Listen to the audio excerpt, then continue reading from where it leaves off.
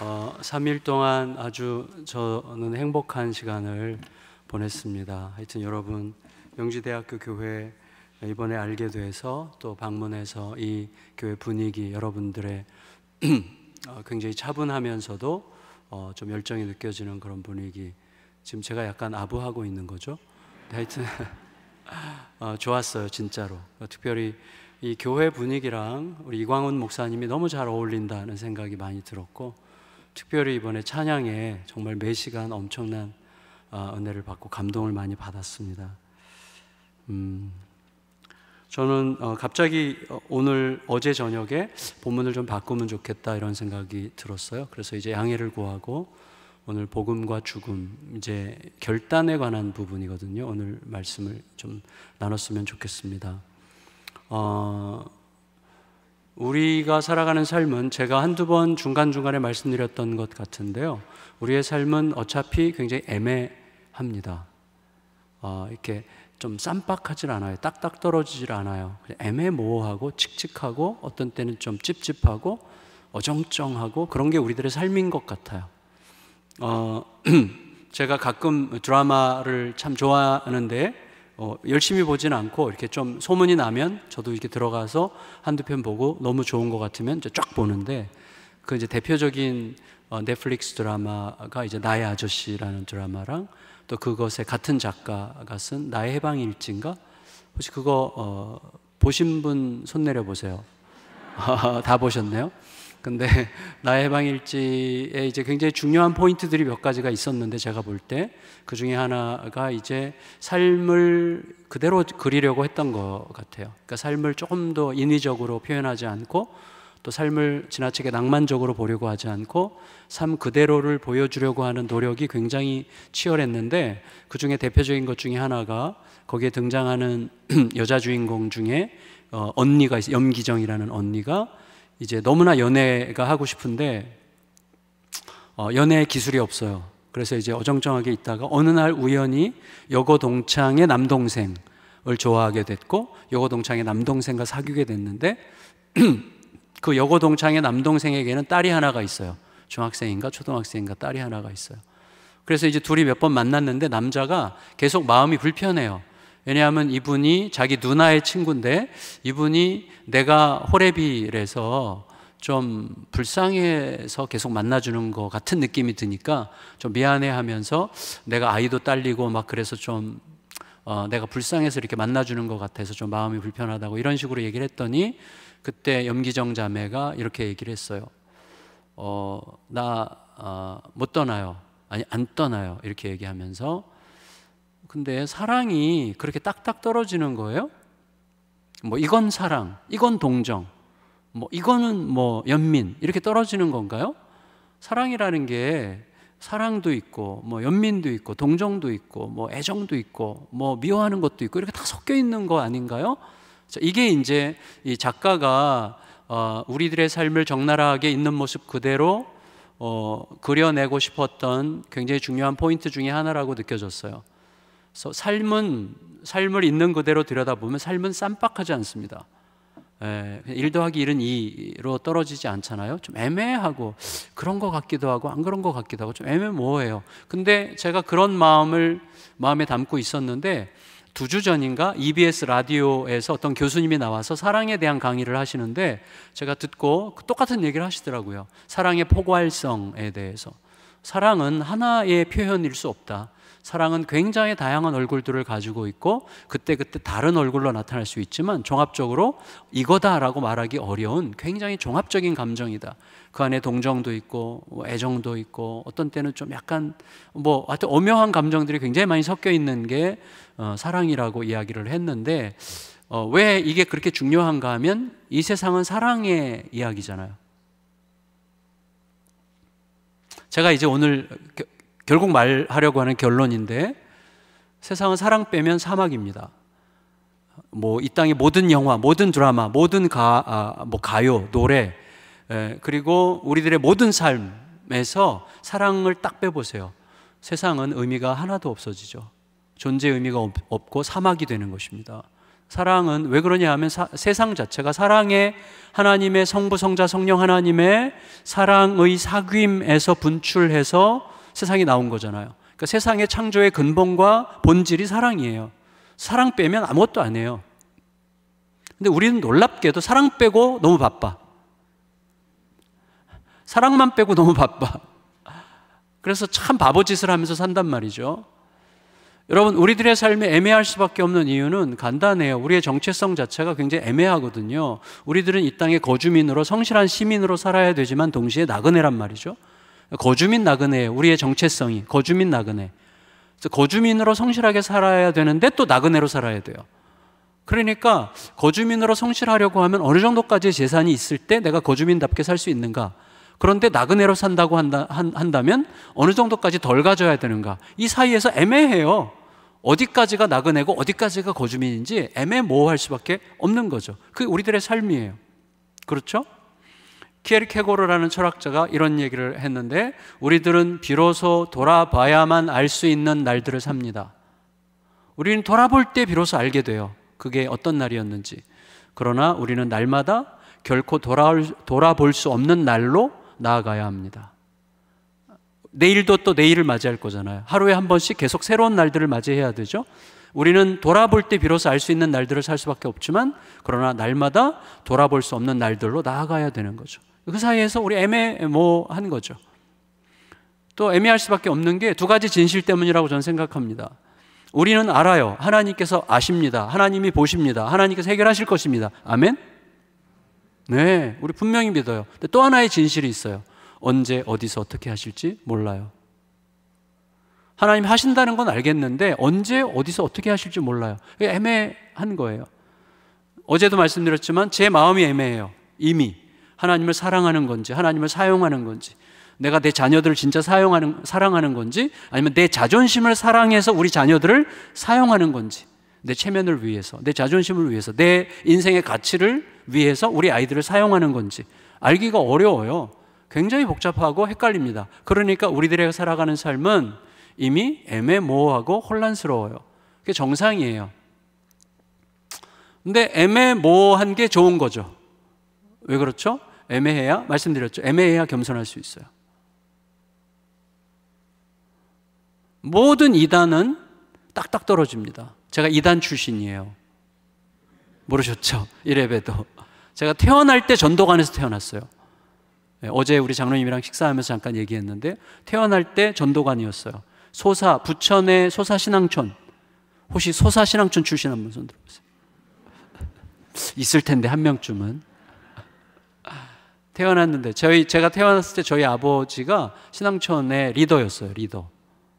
제가 초등학교 3학년 때 집이 이제 다 나오는 계기가 있어서 너무나 다행스럽게 빠져나올 수가 있었는데, 근데 거기 보면 딱딱 떨어져요. 먹을 것, 못 먹을 것, 해야 될 것, 하지 말아야 될 것 딱딱 떨어져요. 바보예요. 다 어린애 같아요. 애매해야 겸손하고, 애매해야 질문할 수 있고, 이런 거죠. 어제도 그 말씀 드렸었죠. 자, 그런데 이 애매한 상황에서 우리가 살아가는 삶의 방식은 대부분 유보적이에요. 아주 피상적이고 유보적이에요. 두고 볼게요. 예를 들어서 이제 지금쯤이면 벌써 이제 목사님들이 뭐 교회 학교라든지 또 뭐 찬양대라든지 이런 데서 내년에 좀 봉사하라고 막 이렇게 얘기하기 시작할 거 아니에요? 전혀 관심이 없습니까? 하여튼 이렇게 이제 얘기해요. 그러면 대부분의 대답이 뭐냐면, 예, 볼게요. 두고 볼게요. 상황 좀 봐서요. 그때가 봐서요. 다 보는 거야. 뭘 봐. 근데 뭘 보는 거죠?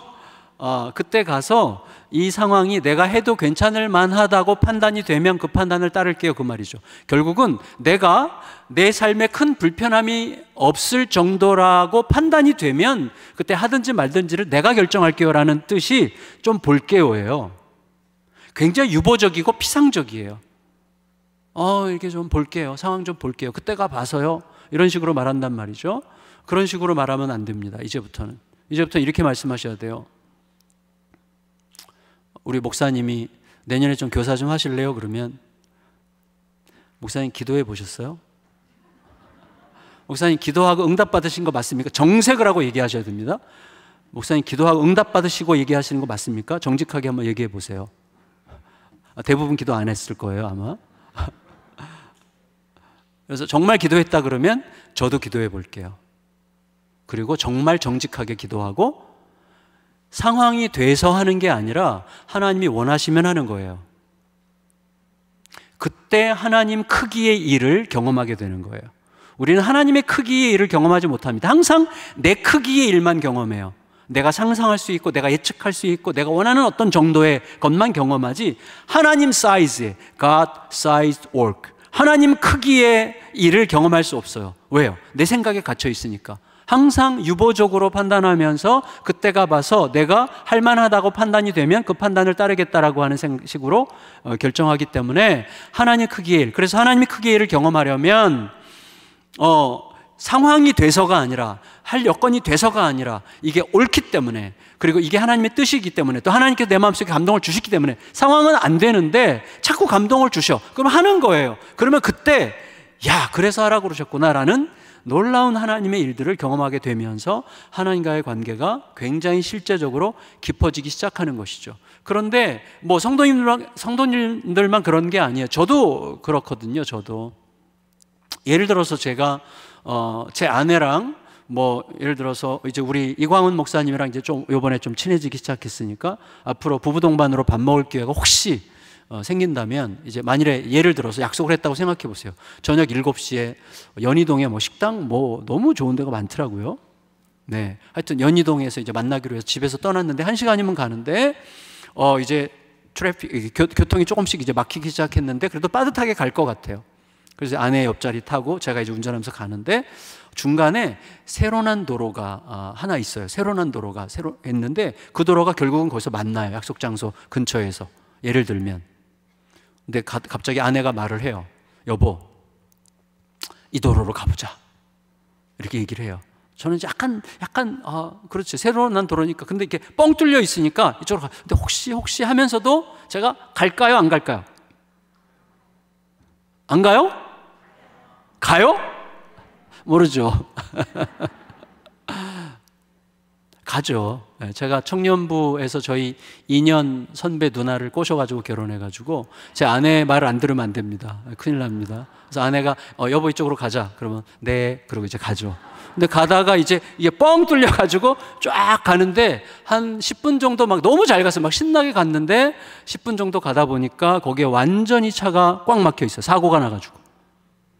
오도 가도 못하는 완전히 그냥 터널 같은 길인데 이제 어떻게 할 수가 없어요. 이제 지각한 거는 뭐 100%예요. 그러면 제가 다혈질이거든요. 저 같은 다혈질은 갑자기 입이 닫혀져요. 열이 이렇게 쫙 올라오면서 입이 딱 다물어지고 앞만 봐. 그래서 안압이 증가하면서 혈기가 올라오면서 눈이 빡빡해지면서 앞만 가만히 보고 가만히 있어요. 말을 안 하고. 아내가 눈치가 백단인지라 여보 그냥 내 말 듣지 말고 그냥 그 길 가던 길 갈 걸 그랬다. 아내가 얘기하면 제가 뭐라 그러겠어요? 당신이 말을 안 했으면 내가 안 가지. 말을 했는데 어떻게 안 가? 말을 하지 말았어야지. 그럼 아내가 뭐라 그러겠어요? 언제부터 내 말을 그렇게 잘 들었어? 이러면서 이제 싸우다가 이제 일주일짜리 지옥으로 들어가겠죠. 근데 사실은 누구 문제예요? 제 문제죠. 운전대를 잡았잖아요. 그리고 제가 결정한 거잖아요. 아내 말 때문에 결정했어도 내가 결정한 거잖아요. 아내 말을 안 들을 수도 있는 거잖아요. 결국 내가 결정한 거잖아요. 근데 우리는 항상 뭐예요? 결과주의자들이에요. 아내 말 듣고 그쪽으로 갔는데 뻥 뚫려서 끝까지 잘 갔을 수도 있잖아요. 왜?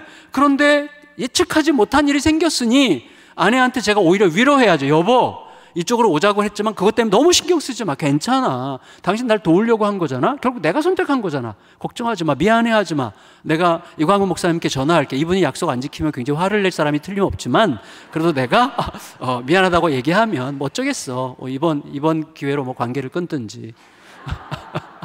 이렇게 해서 이제 아내 편을 확 들어줘야죠. 아내 편을. 네. 결국은 내가 정한 마음이 없었던 거죠. 제가 말씀드리려고 하는 핵심은 뭐냐면 애매하고 혼란스러운 상황에 살아요. 우리는 항상 우리의 삶 자체가 애매해요. 우리의 삶 자체가 혼란스러워요. 그런데 그런 혼란스러운 삶에서 우리가 계속 넘어지는 이유는 뭐냐면 유보적으로 살기 때문이에요.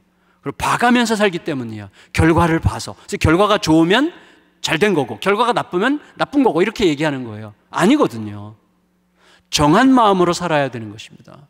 정한 마음. 오늘날 우리들에게 가장 필요한 마음이 그 마음이에요. 딱 정하고 가는 거예요. 그러니까 일단은 우리는 이미 그리스도 안에서 죽었잖아요. 안 죽으셨어요? 그리스도 안에 죽었습니다. 우리는. 그게 정해져야 돼요. 내 마음속에 정해졌어요. 뭐가 두려워? 여러분 그리스도 안에 죽었어요. 그리고 내 안에서 그리스도가 사세요. 그러면 그분의 뜻만 따라 살면 되는 거잖아요. 근데 뭐가 그렇게 두려워요? 뭐가 그렇게 염려가 돼요? 뭐가 그렇게 불안해요? 살고 싶어서죠. 죽기 싫어서죠. 그래서 뭐라고 그랬습니까? 죽음에 매여 두려움에 떠는 우리들에게 그 두려움을 없애기 위해서 예수님께서 오신 거잖아요. 죽음에 매여 두려움에 묶여 살아가는 우리들이잖아요. 그래서 딱 정하고 가는 거예요. 이거를 이제 오늘 본문이 굉장히 보여주는데 사실은 정한 마음대로 살기가 쉽지 않습니다. 예, 정한 마음대로 살기가 쉽지 않지만 그 길을 어떻게 하나님께서 가게 하시는지를 한번 생각해 보려고 합니다. 아까 본문 읽었던 20장 16절에 이렇게 되어 있죠. 바울이 아시아에서 지체하지 않기 위하여 에베소를 지나 배 타고 가기로 작정하였으니 이는 될 수 있는 대로 오순절 안에 예루살렘에 이르려고 급히 가미로라. 뭔진 모르겠는데 바울이 성령의 감동으로 22절에 보면 사도행전 20장 22절에 보라 이제 나는 성령에 매여 예루살렘으로 가는데 그랬죠. 그러니까 성령께서 감동하신 거예요. 성령께서 감동하셔서 내가 이제 1차, 2차, 3차 선교 여행을 다 마쳤는데 예루살렘에 가서 이제 선교지에서 있었던 일도 보고하고 또 선교지에서 거둔 헌금도 예루살렘에 가난해진 성도들을 돕기 위해서 모금했으니까 그 돈도 갖다 주고 그리고 그들과 함께 믿음의 교제를 하는데 언제가 좋을까를 기도하다가 오순절 전에 도착하는 게 하나님의 뜻이라고 확신한 거예요. 오순절 전에. 왜 그런지는 정확하게 이유를 알 수 없지만 아마도 오순절이 교회의 탄생일이죠. 교회가 탄생했던 그때에 예루살렘 교회에 가서 함께 교제하고 그 전 세계에서 몰려든 많은 사람들에게 또 복음도 전하고 또 자기 때문에 죽은 스데반을 기념하고 자기 마음속에서 뭔가 좀 매듭을 짓는 어떤 시간을 갖고 싶어서 예루살렘에 갔으리라고 예측할 수는 있겠는데 정확한 이유는 우리가 모르겠습니다. 그러나 어쨌거나 성령의 감동으로 오순절이 도착하기 전에 예루살렘에 도착하려면 배를 타고 가야만 돼. 걸어서 가면 너무 늦겠다. 그래서 배를 타고 가기로 결정을 한 거예요. 마음을 작정했어요. 근데 이제부터 우리가 마음을 정했다고 해서 정한 대로 가는 건 아니잖아요. 정했다고 해서 정한 대로 갈 수 있는 상황이 아니라 내면에 그리고 밖에서 여러 가지 어려움들이 생길 수 있잖아요. 바울도 똑같아요.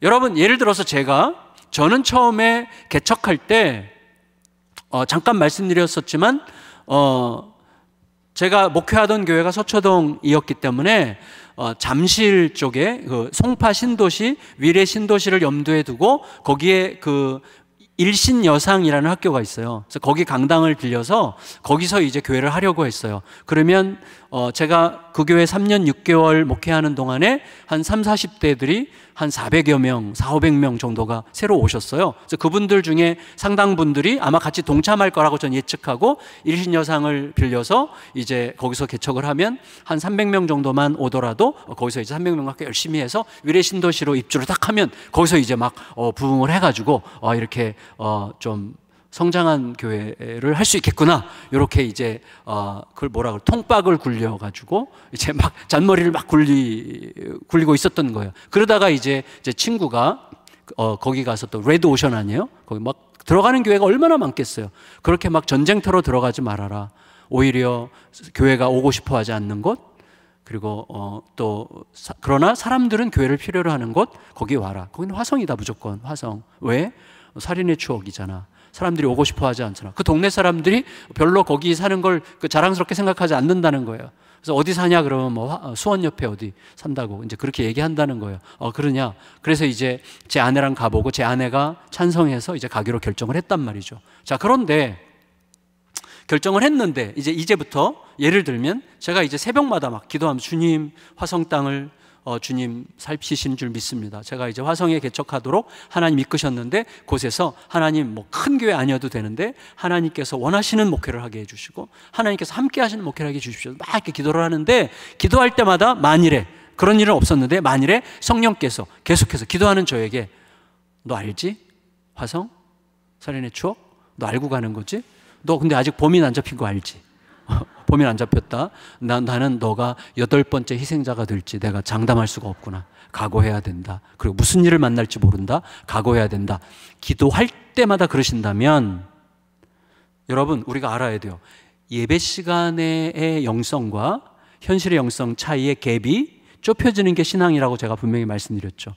예배 시간에 다 할 것 같아요. 여러분 찬양할 때는 진짜 순교도 할 것 같아요. 찬양할 때는 막 찬양의 영광에 사로잡히면요 진짜 내 것 다 내드려도 상관없을 것 같아요. 근데 예배 그렇게 영광스럽게 예배 드리고 나가는데 나한테 5만 원 빌려가지고 아직도 안 갚는 인간 딱 보잖아요. 와 어떻게 안 갚지? 어떻게 말도 안 하지 저 인간? 그래서 막 화가 막 나잖아요. 5만 원에 목숨 걸어 우리는. 그러니까 찬양 부를 때는 하나님께 목숨을 걸다가 나가다가 5만 원 빌리고 안 갚은 사람 보면 그 5만 원 안 갚은 거에 화가 나가지고 거기에만 목숨을 거는 그게 우리들이죠. 우리들이에요. 그러니까 여러분 근데 기도할 때마다 성령님께서 계속해서 너 화성에 가면 무슨 일 만날지 모른다. 각오해야 된다. 무슨 일 그런 얘기를 계속한다면 제가 흔들릴 것 같아요. 흔들렸을 거예요 아마도. 근데 여러분 사도 바울이 성령의 감동으로 예루살렘으로 가는데 그 다음에 어떻게 되어 있어요? 22절에 23절에 보라 이제 나는 성령에 매여 예루살렘으로 가는데 거기서 무슨 일을 당할는지 알지 못하노라. 오직 성령이 각 성에서 내게 증언하여 결박과 환난이 나를 기다린다 하시나. 사도 바울이 기도할 때마다 너 각오하지? 예루살렘에 가면 어떤 결박과 환난이 어떤 일이 너를 기다리고 있을지 모른다. 각오해야 된다. 심지어 죽을지도 모른다. 이게 너 사역의 끝일지도 모른다. 계속 이렇게 말씀하신다면 이게 가야 되는 건지 말아야 되는 건지 이렇게 생각할 가능성이 있어요. 근데 그럼에도 불구하고 가야지. 성령께서 가라고 하셨는데 가야지 라고 생각할 수 있을 거예요. 그런데 문제는 정말 신실한 동역자들이 그건 아닌 것 같아요. 정말 신실한 동역자들이 그건 아닌 것 같은데요. 우리도 기도해 봤거든요. 우리도 성령의 감동을 받았거든요. 근데 그건 아닌 것 같은데 너무 지금 객기 부리시는 거 아니에요? 이렇게 정색을 하고 말하면 흔들릴걸요. 근데 여러분 바울이 이제 예루살렘으로 가는 길을 강행합니다. 그래서 예루살렘으로 가요. 가는데 이제 배 타고 쭉 가서 그 두로라는 곳에 도착을 해요. 두로에 갔는데 이런 일을 만납니다. 여러분 21장 3절 4절 한번 읽어볼까요? 21장 3절 4절 시작. 구브로를 바라보고 이를 왼편에 두고 수리아로 항해하여 두로에서 상륙하니 거기서 배의 짐을 풀려 함이로라. 제자들을 찾아 거기서 이레를 머물더니 그 제자들이 성령의 감동으로 바울더러 예루살렘에 들어가지 말라 하더라. 여러분 두로에 도착했는데 거기에 신실한 제자들이 있어요. 그 제자들과 함께 바울이 예배드리고 기도하는데 그때 성령의 감동이 임했어요. 제자들에게. 어떤 감동이겠습니까? 바울이 받았던 그 감동이죠. 바울이 예루살렘에 가면 무슨 일을 만날지 모른다. 바울이 예루살렘에 가면 큰 환난이 기다리고 있을 거다. 바울이 예루살렘에 가면 거기서 체포돼서 어떻게 될지 모른다 라고 하는 감동을 받았을 때 제자들은 이렇게 해석한 거예요. 성령께서 우리로 하여금 예루살렘으로 가는 바울을 막으라고 지금 이런 감동을 주시는구나 라고 해석한 거예요. 그러니까 바울에게 똑같은 성령의 감동을 받고 가면 안 됩니다 라고 얘기하고 있잖아요. 그러니까 여러분 성령의 감동이 중요한 게 아니고 성령의 감동이 물론 중요하죠. 그러나 감동에 대한 해석이 정반대일 수도 있는 거예요. 바울은 죽더라도 가라고 해석한 거예요. 어떤 결박과 환난이 널 기다리고 있을지 모른다라고 말씀하셨을 때 아멘, 각오하고 가겠습니다 라고 해석을 했다면 제자들은 똑같은 감동을 받고 가면 안 된다고 막으라는 사인으로 해석을 한 거예요. 근데 그게 한 번이면 그럴 수도 있다고 생각해요. 그런데 그 다음에 가이사랴에 도착해요. 바울이 21장 8절부터 13절까지 12절까지 읽겠습니다. 8절부터 12절 시작. 이튿날 떠나 가이사랴에 이르러 7 집사 중 하나인 전도자 빌립의 집에 들어가서 머무르니라. 그에게 딸 넷이 있으니 처녀로 예언하는 자라. 여러 날 머물러 있더니 아가보라 하는 한 선지자가 유대로부터 내려와 우리에게 와서 바울의 띠를 가져다가 자기 수족을 잡아매고 말하기를 성령이 말씀하시되 예루살렘에서 유대인들이 이같이 이 띠 임자를 결박하여 이방인의 손에 넘겨주리라 하거늘 우리가 그 말을 듣고 그곳 사람들과 더불어 바울에게 예루살렘으로 올라가지 말라 권하니. 이때도 성령의 감동이에요. 성령의 감동을 받았어요. 그리고 성령의 감동으로 바울이 예루살렘에 가면 어떤 결박과 환난을 만날지 모른다는 감동을 받았습니다. 그런데 그 감동을 받고 거기에 있는 제자들이 똑같이, 드로에 있는 제자들과 똑같이 해석했어요. 성령께서 우리에게 바울이 예루살렘에서 무슨 일을 만날지 모른다는 사실을 우리에게 미리 알려주심으로 바울을 막으라고 하시는구나 라고 해석을 했어요. 그리고 바울에게 가지 말라고 하는 거예요. 그러면 우리가 이렇게 생각할 수 있을 것 같아요. 바울과 제자들의 차이가 뭘까요? 영적인 영성의 차이일까요? 여러분, 이 두로에 있는 제자들이나 가이사랴에 있는 제자들은 기도를 안 했을까요? 예수님을 덜 사랑했을까요? 헌신할 생각이 없는 걸까요? 아니죠. 초대교회 때 예수 그리스도의 제자가 된다고 하는 것은 그 자체로 이미 목숨을 내놓고 믿는 거죠. 자기 인생을 거기다 건 거죠. 그들이 뭐 영성이 부족하고 기도가 부족하고 헌신이 부족해서 그렇게 해석한 건 아닐 거예요. 결국은 뭐죠? 정한 마음의 차이예요. 제가 오늘 아침인가 어제 분명히 말씀드렸죠. 마음이 정해진 대로 보이는 것입니다. 저는 바울이나 제자들이나 둘 다 옳다고 생각해요. 저도 제자들의 입장이었으면 그렇게 말했을 거라고 생각하고, 그러나 그 제자들이 바울의 입장이었으면 그래도 가야 된다고 생각했을 거예요. 그러니까 어떤 게 옳고 어떤 게 틀렸다가 아니라 각각 자기가 처한 상황에서 자기 입장에 따라서 해석할 수 있는 거예요. 이게 굉장히 중요합니다. 그런데 중요한 것은 각자의 정한 마음에 따라서 움직이게 되어 있는 거예요. 바울은 내가 죽어도 괜찮다. 바울의 그 신앙의 어떤 그 철학이 뭡니까? 나는 날마다 죽노라. 그러니까 죽음을 넘어선 삶을 사는 거예요. 날마다 죽음을 넘어선 자가 된 게 아니라 날마다 죽음을 넘어선 자로 살기 위하여 하나님의 은혜가 죽음에 대한 모든 두려움을 압도하여 오늘 죽음에 매이지 않는 자로 살기를 날마다 기도하며 살아간 자죠. 그게 나는 날마다 죽노라 라는 고백 속에 담겨 있는 것이죠. 바울이 무슨 대단한 존재여서가 아니라, 너무나 수준이 높은 존재여서가 아니라 그는 날마다 그렇게 씨름하는 자였죠. 오늘도 내가 살지 않고 내가 죽고 예수께서 사시는 삶이 되기를 원합니다. 이것을 날마다 반복적으로 하나님께 요청했습니다. 그러니까 현실에 대한 염려, 현실에 대한 두려움, 현실에 대한 불안, 이 모든 것보다 더 크고 위대하신 하나님의 은혜가 나를 압도하여 그 하나님의 은혜로 인해서 현실의 모든 불안과 두려움과 염려의 대상들을 뛰어넘는 삶을 오늘도 살게 하여 달라고 날마다 정했고, 그 기초 위에서 바울은 기도했던 거예요. 주님, 죽어도 됩니다. 죽어도 상관없습니다. 죽어도 괜찮은데 내가 어떻게 하면 좋겠습니까? 예루살렘으로 가라. 근데 너 각오해야 될 거야. 예, 각오하겠습니다. 가다가 죽어도 괜찮고 가서 죽어도 괜찮습니다. 주여, 일단 가는 게 주의 뜻인 줄 믿겠습니다. 그런 거예요. 제자들은 뭐예요? 바울을 염려하고 하나님의 나라를 걱정하는 거죠. 바울의 제자들은. 지금 어떤 때인데, 지금 바울 선생님으로 인해서 온 세상에, 특히 유럽 지역을 막 전세 땅끝까지 막 복음이 이렇게 전해지고 있는 이때에 선생님이 돌아가시면 이건 하나님 나라를 위해서 얼마나 큰 손실입니까? 안 됩니다. 가지 마십시오. 성령께서 이런 감동 우리에게 주신 것은 가시지 말라고 막으라고 주신 거라고 저희는 알겠습니다. 그래서 가시면 안 됩니다라고 말하도록 그렇게 해석한 거예요. 그러니까 둘 다 옳아요. 둘 다 옳아요. 여러분, 얼마 전에 제 친구가 이렇게 전화를 했어요. 제 친구 중에 성공회라는 교단이, 성공회라고 있어요.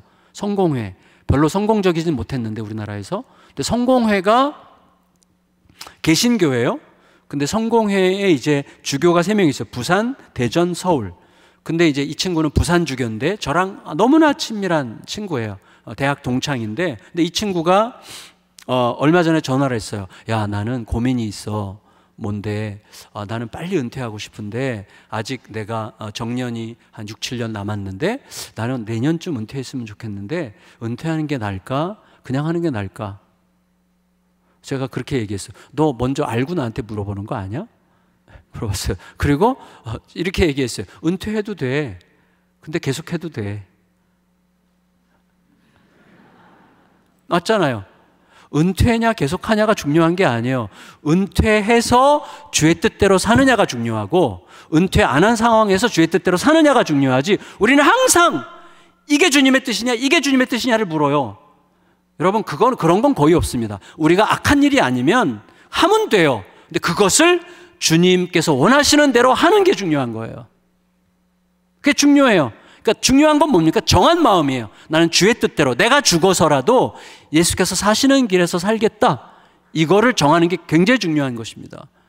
근데 제자들에게는 그런 기회가 없었죠. 제자들에게는 여전히 바울이 너무나 중요한 사람이었고 바울 없으면 지금 하나님 나라에 큰 손실이라는 전제를 가지고 있고 물론 바울이 없어도 하나님께서 하실 거는 믿고 있었지만 그럼에도 불구하고 바울이 굳이 지금 위험을 감수할 필요까지는 없지 않느냐라는 생각 속에서 성령의 감동을 해석한 거예요. 틀렸다고 말할 수 없습니다. 그러나 바울의 해석과 달랐던 이유는 바울은 이미 정했어요. 마음을.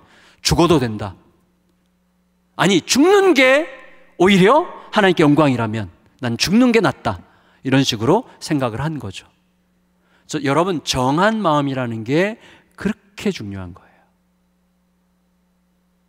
제가요 저희 둘째 딸 얘기 많은 분들이 기다리신다고 하던데 저희 둘째 딸과 제 사이에 큰 변화를 일으킨 게 바로 이거예요. 정한 마음. 그래서 둘째 딸 이야기를 오늘 해야 돼서 본문을 바꾼 거예요. 근데 여러분 이게 저에게 계기가 된 거예요. 정한 마음. 여러분 자녀들을 양육하는데 정한 마음이 있으십니까? 너 어떻게 돼도 상관없어. 하나님의 뜻만 이루어지면 돼 라는 정한 마음으로 키우고 계십니까? 아니면 애가 조금 잘하는 것 같으면 막 안도했다가 조금 못하는 것 같으면 막 좌절했다가 전교 막 10등 안에 드는 친구인데 어느 날 15등 했어. 그럼 막 세상이 다 막 무너진 것 같이 막 전교에서 5등 떨어졌는데 그거 가지고 막 세상이 다 막 끝난 것 같이 그렇게 생각하는 부모는 혹시 아니십니까? 정한 마음이 있으십니까? 이거를 묻고 싶은 거예요. 왜냐하면 저도 정한 마음이 없이 우리 아이들을 양육했거든요. 특히 둘째 아이는 이제 나중에 저희가 이렇게 이제 어디까지 갔냐면 요새 나온 오은영 박사 수원에 계신데 거기 병원에 가서 이제 진찰도 받고 했는데 지금은 이제 거의 다 거의 완벽하게 치료가 됐는데 얘가 청소년 때 이제 ADHD였어요. 아주 산만하고 그리고 굉장히 하여튼 그런데 좀 아주 거칠었어요. 이 아이가 아주 거칠었어요. 초등학교 5학년 때부터 아주 힘들게 했어요. 제 아내를. 그래서 제 아내가 이 아이가 초등학교 한 5, 6학년 때부터 중학교 3학년 때까지 거의 하루도 빼놓지 않고 여보 저한테 여보 나는 진짜 엄마가 아닌가 봐. 나는 죽고 싶어. 나는 왜 사는지 모르겠어. 이 딸이 하여튼 힘들었어요. 그래서 이렇게 말이 너무 거칠고 늘 싸우려고 들고 막 하여튼 너무 힘들었어요. 그리고 염장을 지른다 그럴까요? 어떻게 해서든 염장을 지르고 막 후벼 파고 막 이런 거 있잖아요. 그러니까 제 아내가 너무너무 고통스럽고, 그러니까 저는 제 아내 때문에 화가 나가지고 아내가 너무 안 됐어서 화가 나서 막 제가 그 아이를 엄청 때렸어요. 제가 그 아이를 어느 정도로 심하게 때렸냐면 이렇게 막 죽을 만큼 때린 게 아니라 눈에 살기를 담아서 너무 화가 나니까 어떻게 엄마를 이렇게 힘들게 할 수 있을까? 막 너무 화가 나니까 눈에 살기를 담아서 얘를 귀싸대기를 막 세게 한 대 딱 날렸는데 옆에 서 있던 큰딸이 그것에 너무 놀라서 기절했어요. 저희 눈빛과 이게 너무 무서워서 기절해서 그냥 서 있는 채로 꼬꾸라졌어요. 이렇게 앞으로. 여기를 5바늘을 꼬맸어요. 여기가 찢어져서. 그 상처를 지금 볼 때마다 저는 막 이렇게 소름이 돋을 정도로 막 너무 부끄럽고 미안해요. 그렇게 못났었어요, 제가. 근데 일단은 이 딸아이가 원인 제공자죠. 현실적으로 말하자면. 실제는 그게 아닌데, 근데 어쨌거나 현실적으로 말하면 늘 제가 걱정한 게 이 아이가 너무 예쁘거든요. 정말 예뻐요. 예뻐서 막 길거리 캐스팅을, 지금 저의 얼굴을 보시면 전혀 상상을 못 하세요. 그런데 길거리 캐스팅을 3번 정도 이렇게 큰 기획사에서 길거리 캐스팅을 받기도 하고, 하여튼 예뻐요. 근데 이미 중학교 들어갈 때부터 이제 술, 담배 하고, 거칠고, 말을 굉장히 세게 하고, 그리고 제가 그때 안산 동산교회 부교육자였는데, 이 아이가 중등부 다닐 때 늘 걱정하는 사람들이 많았어요. 그리고 이제 밖에서 어떤 성도님들이 찾아와. 목사님 집에 무슨 일 있어요? 왜요? 목사님 그 둘째 딸이 그렇게 목사님 욕을 하고 다닌다고. 뭐 그런 거. 하여튼 그 아이가 그냥 좀, 하여튼 그 아이를 사랑하는 마음이 없었어요. 진짜로. 미웠어요. 그 아이가 솔직히 미웠어요. 사랑하고 싶었어요. 근데 사랑이 잘 안 됐어요. 너무 밉고 속상하고. 그리고 제가 그 아이 때문에 안산 동산교회에서 교육자 생활을 계속해도 되나? 이런 생각을 했어요. 왜냐하면 설교하려고 딱 서면 늘 성도들 속에서 말하는 게 들리는 것 같아요. 네 딸이나 잘 키워. 이렇게. 네 딸이나 잘 키우고 설교를 하든지 하지. 이런 말이 막 들리는 것 같아서 막 너무 괴로워서 목회를 계속하는 게 맞나? 이런 심각한 고민. 그리고 저의 노파심이었다는 게 분명하지만 기도할 때마다 이렇게 기도해서, 하나님, 이 아이가 밖에서 임신해서 들어와도 사랑할 수 있게 해주세요. 못할 것 같아요. 이런 기도. 물론 그 정도는 아니었어요. 그 아이가 뭐, 근데 저희 아빠의 노파심 막 한없이 막 상상이 가잖아요. 막 너무 걱정스럽고 막 그랬던 거죠. 공부는 성적이 꾸준했어요. 꾸준해. 예. 그 반에 42명 중에 항상 39등이었어요. 42명 중에 39등. 그래서 제가 한번 칭찬하느라고, 야, 너는 진짜 성적이 참 꾸준하다. 꾸준하다.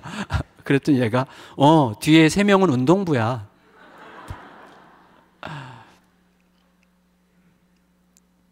하여튼 늘 우울했어요, 제가. 그러니까 딸을 생각하면 자신이 없고 의기소침해지고 기가 죽고, 제 아내는 뭐 늘 피부로 와닿으니까 늘 고통을 겪고 늘 힘들고, 그 다음에 살고 싶지 않다고 늘 얘기하고, 행복하지 않다고 얘기하고, 늘 이제 어둠의 그림자가 집에 다 있었던 것 같아요. 그러니까 그 아이가 밖에서 들어오면 벌써 분위기가 좀 싸하고 힘들고 이런 거죠. 막 행복하고 막 이런 게 없었어요. 그 시절에.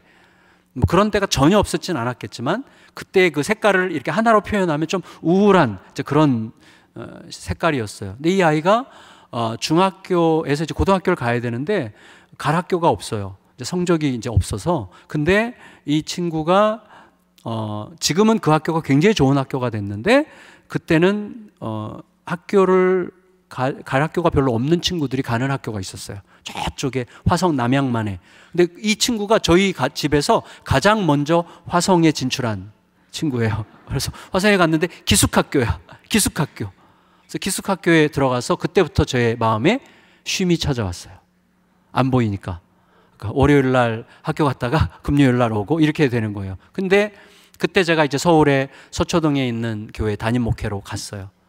새벽에 기도하는데 그날이 토요일 날 아침이었어요. 얘가 고등학교 1학년 때. 얘가 중학교 3학년 때 저랑 싸우는데 더 이상 이제 우리가 대화가 잘 안 됐어요. 왜냐하면 이 아이가 저랑 대화하기 싫어서 아예 그냥 선언을 했어요. 아빠, 나 오늘부터 내가 세상에서 제일 싫어하는 사람이랑 말하고 싶지 않으니까 말 걸지 마. 제가 그 말 듣고 울었어요. 진짜 이렇게 그 말을 들으니까 어쩔 줄 모르겠더라고요. 그래서 그냥 자존심도 엄청나게 상하고 막 괴로운 거예요. 너무 괴로워. 근데 그 아이가 진심은 아니었을 거예요. 진심은 아니었던 게 나중에 이제 알게 됐지만, 그래도 이제 그렇게 말하는 거예요. 막 거칠게 막 말하는 거죠. 근데 이제 이 아이가 그 학교 가서 이제 금요일에 왔는데 토요일 날 아침에 교회 가서 막 기도를 하는데, 하나님 우리 둘째 딸 놓고 이제 막 기도를 하는 거예요. 근데 그때 하나님께서 가르쳐 주셨어요. 내가 너에게 사랑하라고 준 딸을 너가 사랑하지 않는데 내가 뭘 어떻게 하겠니? 자, 이게 굉장히 저에겐 중요한 깨달음이었어요. 자, 내가 딸을 너에게 맡겼어. 그 딸은 너의 사랑을 통해서만 온전한 인생을 살 거야. 근데 너에게 사랑이 없어. 너는 늘 설교하면서 예수 그리스도의 사랑을 얘기하는데 너는 예수 그리스도의 복음으로 복음의 사랑으로 변화됐어요. 복음의 사랑이 뭐죠? 내가 한 게 아무것도 없었어요. 내가 원수였어요, 심지어. 근데도 일방적으로 그의 사랑과 생명을 쏟아 부어서 나를 건지셨잖아요. 복음의 사랑을 받았는데 나는 복음의 사랑을 쏟아 보내주지 않아요. 율법으로 아이를 키우는 거예요. 조건으로. 너가 이 아이를 사랑하는데 조건이 계속 있는 거예요. 그건 사랑이 아니잖아요. 조건은 사랑이 없는 거잖아요. 사랑은 조건이 없는 거잖아요. 계속 조건. 그래도 제가 이렇게까지 얘기해요. 너 목사 딸 아니어도 돼. 너 목사 딸처럼 살지 않아도 돼. 근데 인간이라면, 이게 안 없어지는 거야. 인간이라면 이게. 조건이 끝까지 붙어요. 끝까지. 그래도 너가 엄마 아빠랑 같이 살 거라면, 이거죠. 너 엄마 아빠랑 같이 살 거라면, 차라리 나가서 살든지, 맨날 이거예요. 그러니까 내가 원하는 수준에 어느 정도라도 맞춰주지 않으면 우리는 같이 살 수 없어. 이거예요, 항상. 근데 주님은 나를 그렇게 대하신 적이 없어요. 너가 내 마음에 들게 조금이라도 어떻게 하는 흔적이 안 보이고 내가 어떻게 널 사랑하겠니? 우리가 늘 이렇게 얘기해. 야, 사랑할 만해야 사랑하지. 우리는 하나님으로부터 사랑할 만해서 받은 사랑입니까? 우리가 받은 사랑이? 아니잖아요. 하나님과 원수 됐을 때 일방적으로 그의 아들의 생명이 쏟아부어진 사랑을 받았잖아요. 그것 때문에 우리가 변했잖아요. 그것 때문에 변했어요. 그런데 우리는 그 사랑으로 변화시킬 생각을 못해요. 그 사랑으로 변화시키기 너무나 억울해. 나도 나름대로 열심히 살았으니까. 그러니까 너가 좀 해야 되는 거야. 너가 내가 원하는 대로 좀 하지 않으면 내가 어떻게 사랑하겠니? 그래서 우리 속에 계속 그게 있어요. 야, 사랑하게끔 해봐. 내가 사랑을 안 하나. 그건 사랑이 아닌 거예요. 내 조건에 대한 사랑이죠. 사랑할 만하게 하는 내 조건에 대한 사랑이지 그 아이의 존재 자체에 대한 사랑이 아니죠. 그 아이가 살아있다는 것에 대한 사랑, 그 아이가 내 딸이라는 것에 대한 사랑, 그 딸이 그냥 내 곁에 있다는 것만으로도 충분히 행복한 사랑이 아니잖아요. 그걸 제가 그날 아침에 깨닫게 됐어요. 내가 너에게 사랑하라고 준 딸을 사랑하지 않는데 내가 어떻게 하겠니? 너의 딸은 너의 사랑을 통해서 바뀔 거야. 근데 너는 내가 너에게 준 사랑이 너를 통해서 딸에게 흐르고 있지 않다? 그날 아침에 제가 엄청나게 회개했어요. 그리고 사랑이 죽음이라는 걸 알게 됐어요. 왜? 저는 사랑할 수 없어요. 계속해서 걔를 생각하면 미워. 속상해. 아니 우리가 뭘 못해줘서 우리가 그렇게 우리 부모가 그렇게 열심히 살고 너희가 필요한 거 해주려고 막 기를 빡빡 쓰는데 이거밖에 못하니? 막 이런 생각이 드는 거예요. 늘. 근데 그날 아침에 약속했어요. 하나님 앞에. 하나님, 제가 죽더라도 사랑만 남겠습니다. 정합니다. 제 마음을 정합니다. 제 마음을 주님, 이 정한 마음이 계속되게 해주십시오. 나에게 흘러온 사랑으로 사랑하기로 작정합니다. 이렇게 마음을 정했어요. 그래서 하나님, 그러면 제가 죽음으로 사랑하는 사랑을 오늘 표현한다면 뭘까요? 그랬더니 하나님께서 주신 응답이 딸을 사랑하지 않은 것을 집에 가서 사과하라고 하셨어요. 딸에게. 와, 못하겠어. 못하겠어요. 왜? 그렇게 내가 죽어서라도 사랑하겠다고 말했는데 딸한테 사과하라는데 사과하기가 싫어. 그 딸아이 앞에 무릎 꿇고 어떻게 사과합니까? 사랑하지 않았다고. 나는 최선을 다했다고 생각했으니까. 그래서 집에 가면서 제가 불평했어요. 하나님, 잘못은 전현이 다 했는데 왜 내가 사랑한다고 내가 사랑 안 했다고 회개해야 됩니까? 막 불평하는데 제가 그날 바로 사과하지 않으면 사과를 못 하겠더라고요. 즉각적으로 순종해야 되겠더라고요. 그래서 집에 가자마자 방문을 열고 애를 깨웠어요. 잠깐 앉아봐. 미안하지만 앉아봐. 그 앞에 무릎을 꿇었어요. 그리고 오늘 새벽에 기도하는데 하나님께서 너를 사랑하지 않았다는 사실을 알게 해주셨어. 정말 미안해. 아빠는 널 사랑하지 않았고 아빠의 조건을 사랑해서 너를 윽박지르기만 했던 것 같아. 정말 미안해. 오늘부터는 사랑만 할게. 어떤 조건도 달지 않고 너가 아빠 딸이라는 것, 우리 가족이라는 것, 너가 살아있다는 것만으로도 충분히 행복해 할게. 너도 연약한 아빠를 좀 기도해 줘라. 이렇게 사과를 하는데 딴청을 부리더라고요. 제가 사과하다가 너무 자존심이 상해서 사과를 취소할 뻔했어요. 정말 너무 자존심이 상해. 그래도 그냥 끝까지 하고 제 방에 왔어요. 그리고 이제 주일 보내고 월요일 날이 됐습니다. 이 아이가 새벽같이 이제 버스 타고 학교를 갔어요. 기적이 일어났어요. 두 가지 기적. 첫째, 우리 딸이 안 변했어요. 아빠가 그 앞에 무릎 꿇고 회개했는데도 안 변해. 그건 기적입니다. 기적. 그렇게 간절하게 미안하다고 사과하면서 사과했는데도 안 변해요. 두 번째 기적. 제가 변했어요. 어떻게 변했냐면 애가 학교를 가서 한두 시간 지났는데 너무 보고 싶어요. 진짜 기적이에요. 토요일 날 사과를 했더니 월요일 날 이 아이가 눈에 없는데 너무 보고 싶은 거예요. 막 눈물이 나요. 이 아이가 혼자서 학교 가는 모습이 상상이 되면서 2시간 반 걸려서 버스 타고 학교 가는 이 아이가 너무 안쓰럽고 미안하고 고맙고, 이 예쁜 아이가, 이렇게 예쁜 아이가 우리의 자녀라는 게, 그리고 얘가 여전히 건강하게 살아있다는 게, 얘가 우리 딸이라는 거, 이것으로 배부른 거예요. 막 너무 보고 싶은 거야. 너무 보고 싶어. 얘가 뭘 잘하지 않아도 돼. 갑자기. 아, 이게 하나님이 하시는 일이구나라는 사실 깨닫고, 그래서 이제 그때 바로 차를 몰고 쫓아가가지고 학교 가서 점심때까지 기다려서 친구들이랑 나오라고 그래서 치킨 사주고 약속을 했어요. 제 스스로. 이 아이가 용돈을 10,000원 달라 그러면 무조건 3배.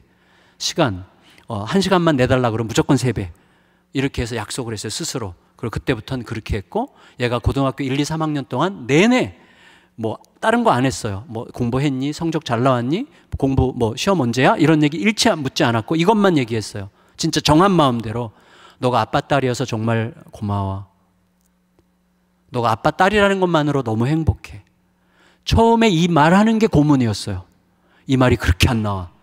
근데 억지로라도 하다 보니까 얘가 고2, 고3 되니까 이제부터 막 자유로워진 거예요. 그게 편안해졌어요. 너가 아빠 딸이라는, 그래서 진짜로 얘가 제 딸이라는 것만으로도 너무 행복했어요. 우리가 그래서 보면 그냥 늘 안고 서로. 지금도 너무 사랑해요. 늘 안고. 얘가 고3 때 저에게 문자를 보냈어요. 아빠, 세상에서 가장 사랑하고 존경하는 한 사람을 꼽으라면 아빠야. 제가 그 문자를 받고 진짜 엉엉 울었어요. 너무너무 감동을 했어요. 울고. 얘가 드디어 고등학교를 졸업할 때가 됐는데 제가 진심을 담아서 얘기했어요. 너 대학교 안 가도 아무 상관없다. 아빠는 우리 딸이 고등학교를 졸업했다는 게 너무너무 기뻐. 야, 우리 딸이 고졸이라는 게 막 너무 행복해. 대학 안 가도 돼. 그랬더니 이 딸이, 아빠 무슨 소리야. 나 대학교 입학원서 낼 수 있어. 어떻게 너가 대학 입학원서를 내? 그랬더니 우리 학교가 농어촌 특례가 돼. 막 성견 지명이 있어. 농어촌 특례가 되는 학교야. 그래가지고 영어과에 뽑았어요. 영어과에 이제 냈는데 떨어졌어요. 그래서 얘기했어요. 아, 아빠는 너가 대학교에 입학원서를 냈다는 게 너무 행복해. 와, 우리 딸이 대학교에 입학원서를 냈다니, 진짜예요. 진짜로 막 너무 뿌듯하고 고마운 거예요. 그것만으로도 너무 행복해요. 근데 얘가, 아빠 아니야, 나 대기번호 1번이야. 와, 대기번호 1번. 야, 근데 한 명 뽑는데 대기번호 1번이면 너 2등이네? 그랬더니, 2명이 지원했대. 그러더라고요. 그래서 2명이 지원해서 1명이 붙고 얘가 떨어진 거야. 그래서 둘이서 손잡고 막 죽으라고 기도했어요. 하나님, 붙은 그 아이가 다른 학교 가게 하여 주시옵소서. 막 기도를 했는데 걔가 다른 학교 갔어요. 그리고 저희 딸이 대학생이 된 거예요. 대학생이 서울대학교 영어과에 들어갔어요. 왜? 좀 남쪽에 있는 서울대학교인데 천안에 가면 남서울대학교라고 있어요. 남서울대학교. 저는 그 학교를 너무 좋아해요. 너무 좋아요. 우리 딸이 다니는 학교 진짜 지금도 그 앞을 이렇게 지나다닐 때가 가끔 있는데 막 너무 자랑스럽고 막 뿌듯하고 막 너무 고마워요. 진짜로. 우리 딸아이가 대학교 딱 입학해서요. 들어갔는데 1학년 마쳤는데요. 1학년 1학기, 2학기 전 과목 F. 그래서 제가 얘기했어요. 야, 너 참 대단하다. 어떻게 대단한 능력이야, 너 이거. 막 이렇게 얘기를 했어요. 그랬더니 아빠, 나 대학 생활이 이렇게 재밌는지 몰랐어. 그리고 일단 출석은 하고, 출석 안 하고 학교 교문을 들어가면 하루 종일 놀았대요. 그냥 수업도 안 들어가고 그냥 너무 재밌게 놀았대요. 그래서 올 F야. 그래서 어떻게 할래? 그랬더니 아빠 조금만 기다려봐. 그러더니 호주에 워킹 홀리데이를 갔어요. 일주일 동안, 1년 동안 호주 가서 이제 뭐 치킨집 뭐 이런 식당 이런 데서 일하면서 생활하다가 돌아와서 1년 후에 돌아와서 얘기하더라고요. 아빠, 내가 왜 공부해야 되는지 알았어. 한번 해볼게. 그러더니 그때부터 뭐 계절학기 뭐 해가지고 빵꾸난 거 다 메꾸고 3학년, 4학년 때는 학교 장학금, 국가 장학금까지 받고 졸업할 때는 그 학교에서 회사 차려주는데 뽑혀가지고 회사를 차려줬어요, 학교에서. 나중에 팔아잡수셨는데 그래도 너무 자랑스러운 거예요, 이 아이가. 너무너무 행복해요. 그러다가 저희 교회에서 제가 가장 아끼는 부목사가 눈이 맞아가지고 저희 딸아이에게 프로포즈 해가지고 지금 사모님이에요. 저희 딸이 사모님. 그래서 지금 미국의 너무 좋은 교회에서 지금 6년째 목회하고 있어요. 이 딸이랑은 뭐 지금도 지금 말하면서 너무 보고 싶고 미안하고 고맙고 사랑스럽고, 그리고 그 모든 과정을 옆에서 지켜보면서도 상처받지 않고 참 도움이 된 우리 큰딸, 막내딸 다 너무너무 고마워요. 너무너무. 여러분, 그러니까 이 아이가 내 곁에 있다는 것만으로도 너무 행복한, 그게 우리에 대한 하나님의 사랑이 아닐까요? 하나님은 우리의 어떤 기여가 필요한 분이 아니잖아요. 하나님, 우리가 무슨 하나님께 알랑방구 껴서 좋은 게 아니잖아요. 하나님은 그냥 우리가 좋은 거잖아요. 우리의 존재가 좋은 거잖아요. 그 사랑이 우리를 바꿨잖아요. 내 모습 이대로를 받으신 그 사랑이 우리를 바꿨잖아요. 근데 나는 왜 나를 바꾼 사랑으로 바꾸지 않고 내가 바꾸려고 하는 사랑으로 바꾸려고 합니까? 그러니까 안 바뀌죠. 나를 바꾼 사랑으로 바꿔야죠. 근데 우리는 내가 바꾸고 싶은 대로 바꾸려고 해요. 그리고 그것을 사랑이라 말해요. 아니죠. 그래서 정해야 돼요. 마음이 딱 정해져야 되더라고요.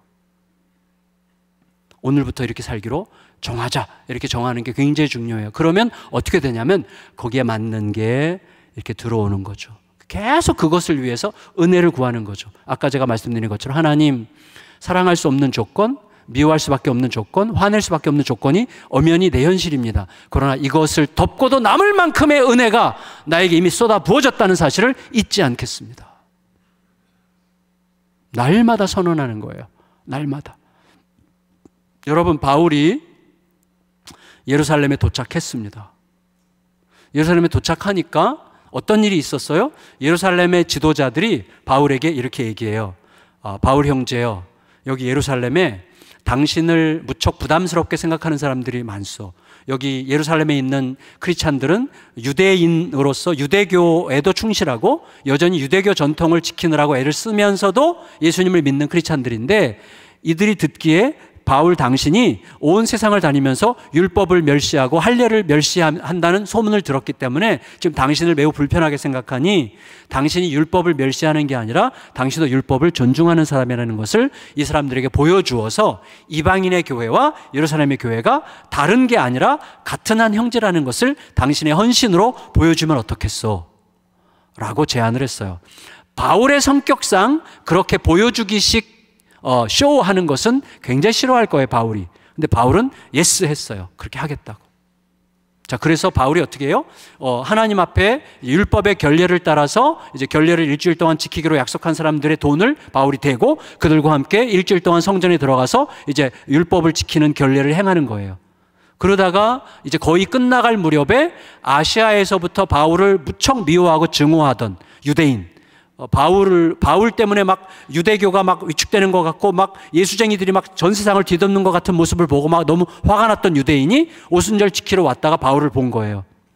저 이놈 죽여야 돼. 그래서 막 유대인들을 선동해가지고 바울을 죽이라고 막 난리를 치면서 진짜 죽이려고 때렸어요. 그러니까 바울이 가만뒀으면 죽었을 거예요. 근데 그때 갑자기 로마 군병들이 보고 와서 이제 천부장이 와서 보고 보호해주고 바울을 살려줬죠. 지켜줬죠. 자, 그러면 예루살렘에 바울이 도착했을 때 예루살렘 리더들이 바울에게 당신을 오해하는 사람들이 있으니 이렇게 해서 율법을 좀 지키는 척 좀 보여달라고 한 제안은 잘한 걸까요? 못한 걸까요? 여러분 진짜 너무 현명하세요. 어떻게 대답해도 틀릴 수 있다는 것을 이미 다 파악하시고 가만히 계시네요. 제가 이렇게 물었어요. 제가 이 본문을 묵상하다가 그러면 예루살렘에 갔을 때 바울에게 제안했던 그 꼼수처럼 뭐 쇼를 하라고 율법을 지키는 척하라고 했던 예루살렘 교회 지도자들은 잘한 걸까요? 못한 걸까요? 라고 이야기할 때 하나님께서 저에게 이렇게 깨닫게 하셨어요. 왜 물어? 이렇게. 또 그 왜 물어? 제가 가만히 생각해 보니까 묻는 이유가 뭔지 아세요? 결과가 나빴기 때문이에요. 결과가 좋았다면 안 물었을걸요? 바울이 죽을 뻔했잖아요. 바울이 죽을 뻔했으니까 묻는 거예요. 다시 말하면 결과주의자예요. 우리들은 되는 거 봐서, 상황 봐서, 결과가 좋으면, 결과가 나쁘면 판단이 다 달라져요. 결과가 좋으면 하나님의 뜻이었어. 결과가 나쁘면 뜻이 아니었을지도 몰라. 이렇게 되는 거예요. 중요한 건 뭐죠? 작정하고 갔으면 죽어도 승리예요. 십자가잖아요, 그게. 죽으러 오셨고 죽으셨어요. 그게 승리예요. 아멘? 지금 잘 안 믿어져, 지금. 이게 잘 안 믿어져. 이게 믿어져야 돼요. 이게 들어오면 거기서 새로운 창조의 역사가 일어나는 거예요. 십자가를 지는 길이 내가 그래, 이 십자가 지고 나면 막 화려한 막 엄청난 승리가 있을 거야 라고 생각하지 마세요. 이게 끝이어도 상관없어요. 이게 끝이어도 상관없어요. 이거 자체가 승리예요. 하나님의 뜻을 따라 순종한 게 승리예요. 순종한 게 승리예요. 여러분, 용서가 뭡니까? 용서. 우리가 왜 용서 못하죠? 그 사람에게 용서를 가서 하려고 하는데 용서하려고 한다고 해도 그 인간이 용서를 받아들일 인간이 아니고 용서를 했는데도 그 인간이 계속 싸가지 없게 굴게 너무나 분명하기 때문에 용서하기 싫어. 우리는 뭐예요? 결과주의자죠. 내가 용서를 왜 합니까? 결과를 보려고 용서를 하는 거예요. 그건 용서가 아니에요. 용서는 뭐죠? 하나님께서 용서하라고 하셨기 때문에 하는 거예요. 그래서 뭐예요? 용서하라고 하셨으면 가서 용서한다까지가 용서예요. 그 다음은 그 인간이 바뀌건 안 바뀌건 내 문제가 아니에요. 하나님과 그 사람 사이의 문제죠. 우리는 다 결과주의자들이에요. 그래서 제대로 살지 못하는 거예요. 작정한 마음이 없어요. 봐가면서, 결과를 봐가면서, 결과가 예측되면 뭔가 하려고 하지, 주님의 뜻이기 때문에, 주님께서 옳다 하시기 때문에 그것을 결정하고 가는 길이 별로 없어요. 그러니 우리 시대에 하나님의 생생한 역사를 경험하는 일이 점점 작아지고 있는 것입니다. 이게 너무너무 중요해요. 제가 그냥 뼛속 깊이 결과주의자였거든요. 제가 그걸 언제 알게 됐는가. 그래서 고난이 복이에요. 고난이 복. 제 인생 최대의 고난을 잠깐 말씀드리고 말씀을 정리할게요. 제가 부목사 생활하다가 강남 서초동에 있는 교회, 중견교회 담임 목사로 청빙을 갔을 때 거기 교회 장로님들이 18분이었는데 장로님들 중에 15분이 이제 저를 적극적으로 지지해서 제가 가게 됐어요. 근데 3분은 처음부터 저를 별로 안 좋아했어요. 왜냐하면 3분은 저를 안 좋아했다기보다도 자기들이 싫어하는 15명이 뽑았기 때문에 저를 별로 안 좋아했어요. 15대 3으로 갈라져 있었어요. 근데 이 15분의 장로님들이 목사님 마음껏 하십시오. 우리는 지금 30대, 20대, 30대, 40대들이 옆에 온누리교회, 옆에 사랑의 교회로 다 많이 떠나고 교회는 지금 좀 노화되고 있고 젊은 세대가 필요한데 우리가 목사님을 모신 이유는 목사님이 젊은이 사역을 잘 한다고 얘기를 들어서 저희가 이제 목사님 모시게 됐습니다. 이렇게 얘기했어요. 그러니까 마음껏 하라고. 그래서 제가 마음껏 했어요. 마음껏 하면 안 되거든요. 제가 목회 경험이 없어가지고 마음껏 해서 그래서 뒤집어 놨어. 첫 회에 뭔가를 보여줘야지. 그래가지고 막 첫 회에 막 완전히 교회를 그 조용한 교회 70년 된 그 조용한 교회를 막 발칵 뒤집어 놔가지고 첫 회에 하여튼 30, 40대 새 가족들이 한 300명 이상이 온 거예요. 그래서 이제 막 교회가 막 달라지는 거죠. 막 이제 막 움직임이 막 있는 거죠. 근데 그 분위기가 싫은 분들도 있어요. 맞죠? 지금은 뭐 다 이해가 되고 다 품어주고 싶고 정말 미안하고 내가 그렇게 왜 까불었을까 뭐 이런 생각을 하게 되는데 그때는 내가 막 너무 정의로웠어요. 너무 정의로워서 아니 당신들이 원하는 대로 이렇게 했고 교회를 이렇게 부흥시키고 있는데 뭐 이렇게 불만이 있어? 교인들의 한 10% 이내가 좀 힘들어했어요. 저 같은 사람의 스타일을 잘 못 따라왔어요. 제가 좀 캐주얼하잖아요, 말하는 게. 그러니까 뭐 이렇게 잠깐 제가 왔다가 가는 거야 뭐 상관이 없지만 제가 매주 이런 식으로 설교하면 여기 저 싫어하는 사람들 한 3분의 1 이상은 저를 싫어할걸요? 그러니까 뭐 조심해야죠. 그래서 제가 왔다가 이제 가는 거죠. 근데 중요한 건 뭐냐면 그게 저한테 화가 났어요. 심지어 저의 스타일을 별로 안 좋아하는 장로님들이나 이제 그 장로님들을 좀 이렇게 따르는 분들이 이제 저를 좀 약간씩 좀 멀리 좀 약간 경계심을 갖고 보기 시작했고, 그게 너무 싫었고, 어떤 장로님은 아예 그냥 노골적으로 설교를 듣는데 이 자리에서 이렇게 하고 설교 이렇게 하고 듣고, 그리고 어떤 분은 가장 저에게 아픔이 됐던 몇 가지가 에피소드가 있는데 그 중에 한두 가지는 제가 뭐 다 말하기는 어렵고, 그 중에 하나가 뭐냐면 이거예요. 1, 2, 3, 4부 예배가 있잖아요. 그 3부 예배가 메인이잖아요. 그럼 3부 예배 들어가기 전에 한 장로님이 담임 목사실을 찾아오셔서 목사님 하면서 저에게 무슨 CD를 하나 줘요. 목사님, 제가 집 가까운 곳에 있는 교회, 새벽마다 가는 교회 목사님 설교인데요.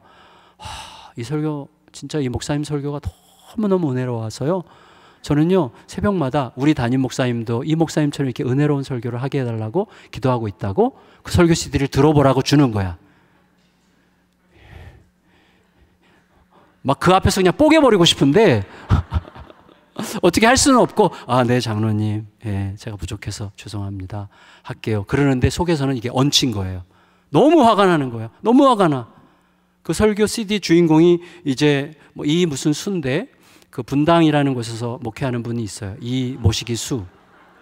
그래서 제가 그 인간이 너무 미워가지고 저기 바로 1월달 그 다음 달 부흥회 강사로 초대를 했어요.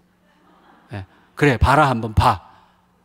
그랬는데 진짜 제가 은혜 받고 친구가 돼가지고 지금까지 아주 가깝게 친구로 지내고 있는데, 근데 그건 그거고 이 상한 마음은 여전히 상해가지고요, 막 너무 고통스러워요.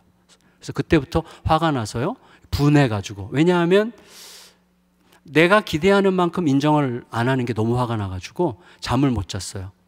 한 달 정도를 거의 못 자고 나니까 즉시 공황장애 같은 게 오는 거예요. 그래서 막 이 심장이 뛰기 시작하는데 뭐 이 불안증을 감당을 못 하겠는 거예요. 그러다가 제가 장로님한테 전화를 했어요. 장로님, 제가 더 못 버틸 것 같은데요. 그랬더니 장로님이 큰일 났다고, 빨리 입원하자고. 그래서 이제 병원에 저를 입원해서 일주일 동안 제가 수면제, 링거로 수면제 주사를 맞으면서 잤어요. 일주일을 잤어요. 그래서 깨어났는데 바로 우울증으로 탁 들어가는데, 이거는 살고 싶지 않은, 그러니까 아주 심각한 자살 충동이 즉시 찾아왔어요. 그게 이제 거의 1년을 가서 1년 동안 제 아내가 제 곁을 떠나질 못했어요. 24시간. 제가 늘 베란다에 서서 9층인데 이렇게 좀 여기서 뛰어내리면 모든 게 편할 것 같은 이런 느낌이 늘 막 너무 생생하게 드는 거예요. 그러다가 하나님께서 저에게 선물을 주셨습니다. 어떤 선물이냐면 어느 날 설교 준비를 하기, 제가 이제 교회를 아예 안 갔어요. 1년 동안. 주일만 겨우 가서 설교하고 집에 와서 그냥 하루 종일 방구석에 앉아서 막 뺑뺑뺑뺑 돌고 막 한숨 쉬고 울고 시편을 소리내서 읽고 막 욕하고 막 이런 식으로 일주일 내내 있다가 겨우 어떻게 설교를 하는 듯 만 듯 준비해가지고 주일에 가서 발발발 떨면서 몸무게가 막 쩍쩍쩍쩍 빠져가지고요. 진짜 막 몰골이 흉흉했어요. 지금도 제가 뚱뚱한 편은 아니잖아요. 예. 근데 뭐 이 몸에서 막 6, 7kg가 한꺼번에 확 빠져가지고 막 늘 다리가 떨리고 막 어쩔 줄 모르겠는 그런 상황이었는데, 어쩔 수 없이 이제 설교 준비 때문에 누가복음을 묵상하는데 누가복음 6장 26절 말씀에서 성령께서 임하셨어요. 그러니까 정신과 약은 항우울제, 뭐 항불안제 뭐 이런 건데, 그런 것들은 잠깐 증상을 완화시킬 정도지 치료는 아니잖아요. 그러니까 계속 힘든 거예요. 그리고 약이 점점 잘 안 듣고 계속 바꿔야 되고 그런 상황이라서 막 어쩔 줄 모르겠는, 그래서 끝이 안 보이고 절망만 느껴지는데 갑자기 누가복음 6장 26절 말씀이 쑥 들어오는데 갑자기 뭔가 새로운 기운이 확 오는 거예요. 성령께서 임하신 거예요. 누가복음 6장 26절 말씀이 그거예요. 모든 사람들에게 칭찬을 받는 자에게 화가 있도다. 얼마 전에 어떤 분이 출판사를 열면, 잉클링즈라는 출판사를 열면서 내 인생의 한 구절이라는 책으로 여러 사람에서 이제 받아서 책을 냈는데 거기에 이제 그 글을 요청해서 썼어요. 누가복음 6장 26절에 저의 인생의 한 구절은 모든 사람에게 칭찬을 받는 자에게 화가 있도다. 너희 조상들이 거짓 선지자들에게 이와 같이 하였느니라. 그때 그게 막 비수처럼 꽂혔어요. 모든 사람에게 칭찬을 받으려고 했구나, 내가. 거짓 선지자가 되려고 했구나.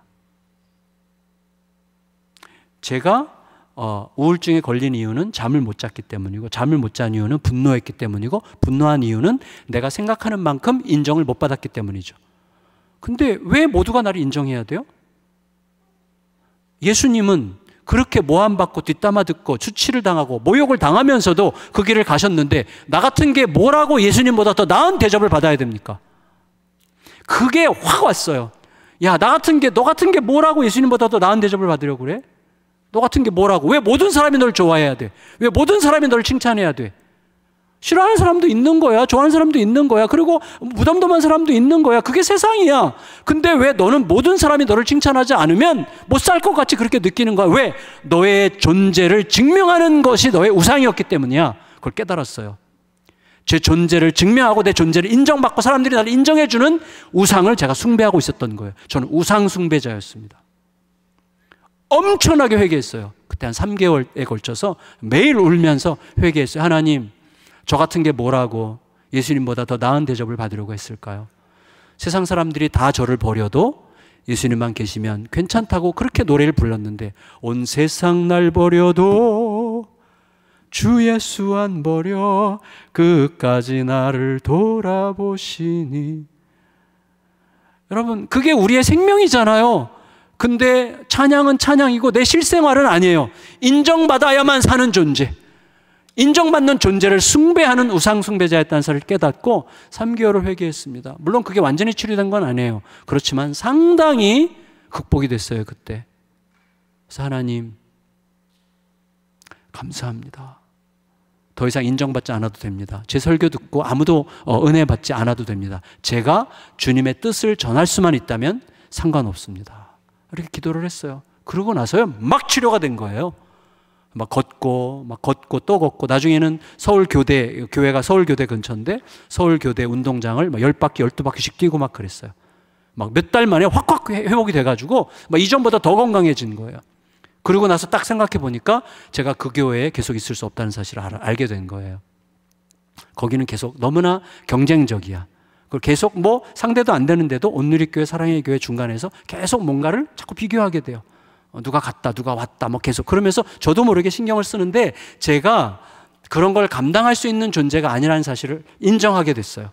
나는 그런 걸 감당할 수 없는 존재고 여기 있으면 안 돼. 그래서 사람들이 없는 곳으로 가야 돼. 그래서 사실은 처음에 송파를 생각했다가 화성을 얘기할 때 화성이 딱 끌렸던 거예요. 아무도 내 존재를 알 수 없는 곳, 그래서 거기서 주님과만 일할 수 있는 곳으로 한번 가보자. 이게 된 거예요.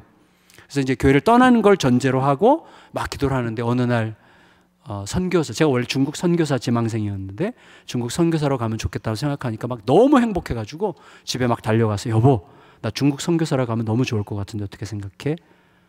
아내가 좋은 생각이야, 혼자 가, 그러더라고요. 그래서 주님의 뜻이 아닌 줄 알고 기도하다가 이제 2009년 4월 1일 날 만우절에 응답받고 교회를 개척하게 된 거예요. 네. 여러분, 제가 알게 됐어요. 자, 인정받으려는 욕구, 이건 뭐죠? 결과주의예요. 사람들이 인정하면 힘이 나고 인정 안 하면 힘이 안 나요. 우리는 어떤 사람? 우리는 작정하고 사는 사람들이에요. 인정하건 인정하지 않건 내가 주님의 뜻대로 행했으면 되는 거예요. 그런데 내가 주님의 뜻이라고 독선적으로 생각하지 않도록 겸손해야 돼요. 계속 물어야 돼요. 질문해야 돼요. 그리고 여러 번 질문하고 대화한 결과 마음속에 정해졌어. 이거구나. 그러면 누가 인정하건 안 하건, 결과가 좋건 안 좋건 그 길을 계속 뚜벅뚜벅 가는 거예요. 그러면 알게 돼요. 야, 하나님은 정말 기가 막히시구나. 하나님은 진짜 너무나 정확하시구나. 하나님은 작정한 마음과 함께 당신의 위대한 일들을 펼쳐 가신다는 사실을 분명히 아시게 될 것입니다. 그래서 복음을 사는 길은 결국 뭐라고요? 죽음의 길이에요. 그래서 복음과 죽음입니다. 그래서 죽기로 작정하여 살 때 복음이 복음되고 복음의 권세가 우리의 삶을 채우게 될 것이고, 우리가 살아가면 살아갈수록 우리의 삶에 하나님의 스토리가 쌓여가게 될 것입니다. 지나간 자리에서 하나님의 이야기가 잔뜩 쌓인 그런 거룩한 삶, 거룩한 가정, 그런 복된 교회로 서시기를 예수님의 이름으로 축원합니다. 이 시간에 우리 같이 기도할 때 반주 부탁드리고요. 하나님, 정한 마음으로 이거 키워주세요. 오르간이 꺼져 있네요.